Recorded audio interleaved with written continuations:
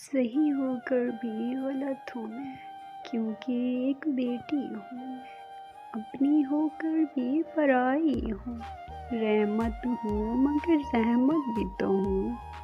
सब्र करना है मुकद्दर मेरा, क्योंकि एक बेटी हूँ मैं।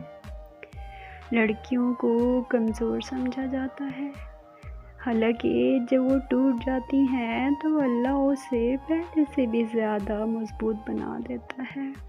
लोग कहते हैं लड़कियां ना समझ होती हैं, तो मैं उन लोगों को कहती हूँ कि लड़की की ज़िंदगी जीकर तो दिखाओ। ख्वाबों को दफना दिया जाता है, ख्वाहिशों को मार दिया जाता है और फिर उनसे कहा जाता है कि जो हो रहा है तुम्हारे भले के लिए ही तो हो रहा है। और लड़कियां खामोश हो जाती हैं, ये सोचकर कि मैं एक बेटी हूँ। आखिर मैं एक बेटी ही तो हूँ।